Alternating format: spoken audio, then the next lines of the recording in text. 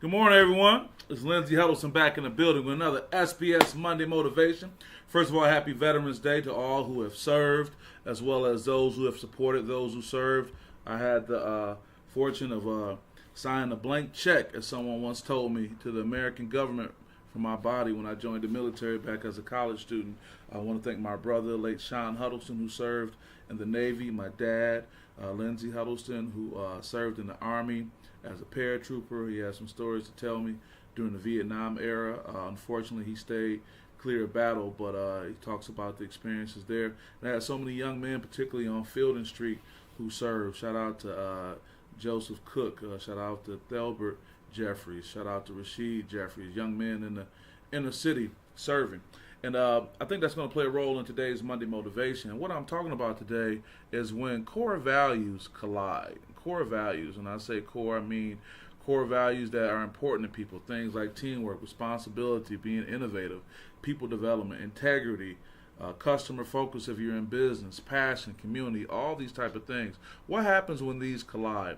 And to be honest, I would be remiss if I didn't talk about how that is also something that's impacting so many people in the response to this recent election. And I'll make sure to touch on that as we go. But I think it's important because core values are a very meaningful thing. I always like to say, what's on your list? And I'm not just talking about when we're dating or whatever it may be. I'm talking about what things are so important to you that they're like almost, as we say, non-negotiables and things like that, you know. And when we get to these lists, good morning. You know, I got a good morning here, but listen, to all my folks hitting me, I want to say this is Michelle Mimi Watkins. This time says that, but it's saying only Facebook users. So I don't get the names. I'm sorry. So I love to be able to respond back and say your name. If you say, hey, it's Michelle, or someone said, good morning, Lindsey. Happy Veterans Day to you with a heart. Thank you. I just don't know who it is because all it comes up as is Facebook user with no profile. There's nothing on your end. I was informed when I was getting ready to start this stream that there's an issue with Facebook, so no names are coming up. Yes, it's me. Hey, that's great. Michelle, I didn't have to know. I said, I think that I know that's Michelle. Yes, it's me. Well, that's great to know. Oh, and my mother. I had a feeling that heart looked like my mother's heart. Good morning, Lizzie. Well, normally you say good morning, son, is when I see that, mother. So that's what threw me off.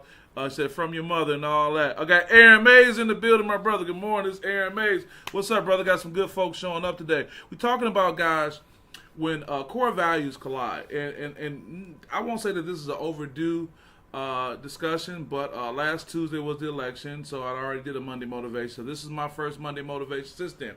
And this is not to get people uptight, it's to get people ready. It's to get people ready for that transition going into the next phase. And let me just say this. I want to be bipartisan in my discussion. You know, I was in the governor's office. I worked as her deputy director for legislative affairs. I worked on both sides of the aisle. I will say I have relationships on both sides of the political aisle. And being a fellow from the Michigan Political Leadership Program, I just had one of my former fellows, Mike, send a nice note to me on LinkedIn, thanking me for my service, but also the work that I do in the community. And what I'm getting at is, I think we can have this discussion this morning in a way that can be respectful to everyone's views and also sensitive to how people are feeling right now because of the recent election. Some people feel extreme because the pendulum swings, and if you want to I want to give you an image of what that may look like when your core values collide. Boom. And no pun intended with the color, but I'm just saying, like, you were thinking of one thing, you were living a certain way, and all of a sudden a new view comes in and it just kind of changes things. And I just want us to be prepared as we deal with something like that. When core values collide, it can lead to an internal conflict that can impact the mental health and your decision making. One issue I had way back in college, and I didn't think about that until this morning when I decided to join the Marines on a college campus. I'm in a fraternity, I'm very active, I'm very politically involved in all these things, and I decided to join the Marine Corps. And a lot of my friends said, man, what you doing? And if you go back to the movie Boys in the Hood, when Lawrence Fishburne played the role of Furious Styles, and he talked about there's no place for a black man in the Army. those are things that I was kind of having challenges with early on. But as I just stated, my brother had served in the Navy. My dad had served in the Army. Guys that I respect and looked up to on my block were Navy and Army guys. So there was an internal conflict I had to work through, and we have those things. So what I will get at before we get out of here is talking about how we manage it, but also stress and indecisiveness can happen when we have conflicting values, and that can lead to stress as you try to grapple with these priorities, whether it's what's going on in your personal life and what's going on in your job. Another issue that comes from these conflicting core values is guilt or remorse. When you prioritize one value over another, you may feel guilt or remorse for neglecting something that you hold very dear. It may very well be that there was one issue in this race, in this political race, that was a core value to you. And based on the outcome, it's going to be challenged, it may be changed, it may be something different. And that's going to give you some deep challenge inside. But I also challenge you to say, okay, how are you going to work through that for the next 4 years? And I know what it's like, that post-election hangover when your candidate didn't win, and it just gives you this sense of almost not knowing which direction you're going in and what you're going to do. And for me, having that experience several years ago, it was almost like preparing me for what may have happened this year, because I make no bones about it. I didn't vote for Donald Trump to be president. I voted for Kamala Harris, and I only say that to say this is an example of how the person that you didn't support becomes successful. But folks, keep in mind, you live long enough, you'll see the political winds and the pendulum swing back and forth all the time. Republicans had a very strong showing in their decisiveness throughout the country, if you look at that map. And I know people may want to hear that, but I'm saying is, this is their time now. Now, here's the one thing I do want to add, and this is when my political background comes into play. This is when being Deputy Director for Legislative Affairs in the Governor Granholm administration was helpful as well. I got somebody say Happy Veterans Day, my brothers.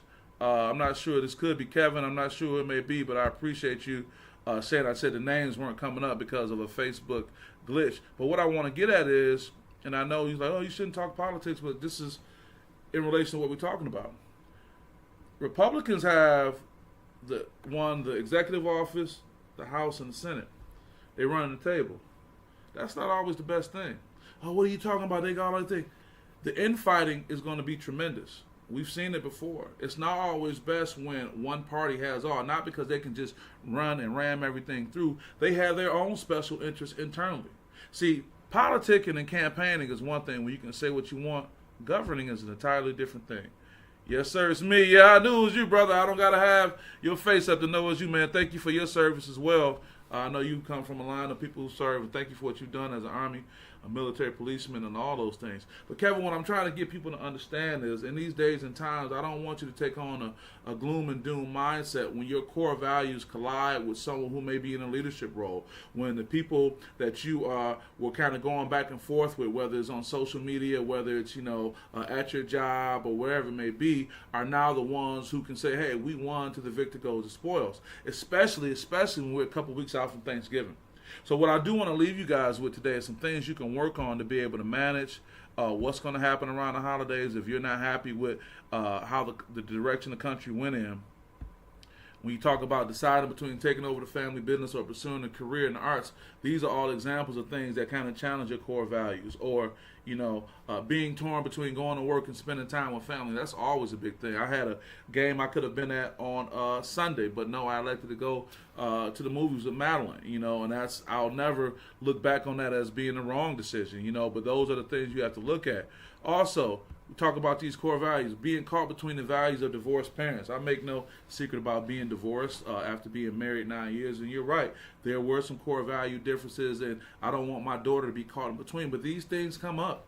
And how do we deal with it? And again, we're going to talk about at the highest level when the person you may have wanted to be president isn't president, or the person that you wanted did get in, and how those beliefs are going to be in conflict with so many other people.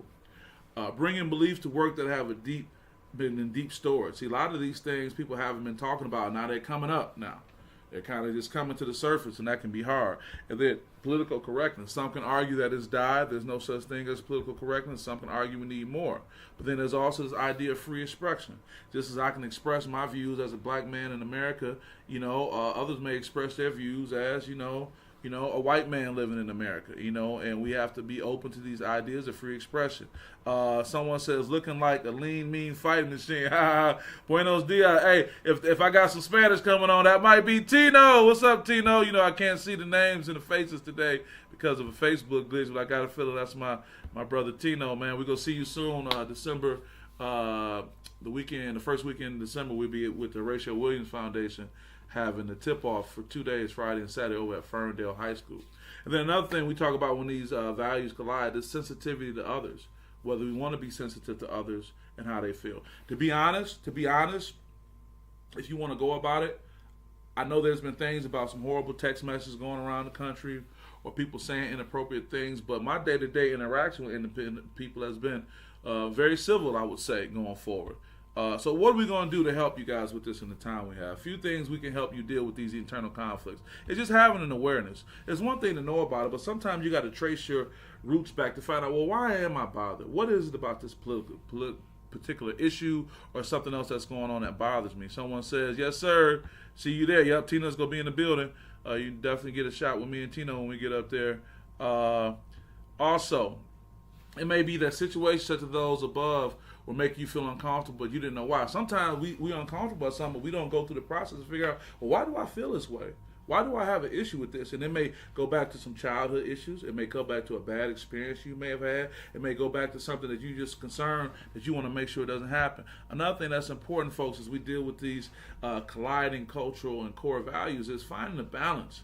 You got to be able to find the balance. This is about making space in your life for all your values and understanding each one's importance. Yes, maybe risk-taking is what you used to live for, but now you have a family. You got to prioritize. It says, hey, I could have been at a game. I could have been at Detroit Mercy game on Sunday when they played Niagara, back in the building. But Mal and I went to go see Wild Robot. It was fun, but I have to prioritize those things. As much as I want my business to be successful and I want to be out front and be all the places I can be, I have to prioritize family going forward for whatever it may be. That goes with anything, whether it's a relationship, anything that may be, I have to prioritize family.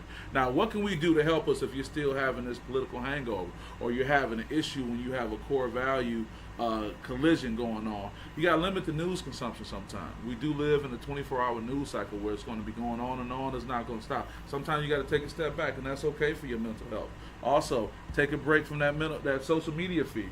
Because there are algorithms that pick up, and what happens is you'll start going down a rabbit hole that was digitally created based on your preferences, and now you're seeing the same thing over and over and over again. It can really hurt you, beat you in the head. We don't want that. Here's another good thing, especially for the holidays. Establish boundaries in conversation. You know what, respectfully, I don't really want to have that discussion. And you always got somebody eager to want to go, but I think it's fair to say, no, I don't want to get into that, and don't. Remove yourself from the conversation. That doesn't mean the other person is terribly wrong for what they feel, but you have the right to say, you know what, I'm not ready to engage in that, and I don't. And you don't have to be forced to have a conversation you don't want to have. But that's important to remove those boundaries and stay like that. Also, separate activities. My mother, she's on the feed. She always said you got different friends for different occasions. You got to keep that in mind. Everybody can't roll and be on the same thing all the time. We can't expect everything we want all the time. So in order to resolve conflict, you might want to have you have to separate them into separate activities. You got to have different friends for different things. Everybody can't roll like that. Some people are more politically minded. Grand Rising, I don't need to see a name. That's my brother Ezra Bell. Ezra, I want to thank you publicly for the outstanding event you put on over at the W.K. Kellogg Foundation over in Battle Creek through the Battle Creek, I'm just drawing a blank, but I'm getting ready to say the Battle Creek Urban League. You did a great job. I was happy to be a part of that great panel and look forward to seeing you guys Friday in Kalamazoo. Ezra Bell doing great things. I said, good morning, my dear brother. A peace to you as well. I have no names today, so I just see that name, so I'm not sure who this is, but I'm sure it's fam. It sounds real wholesome, and I appreciate you guys for that.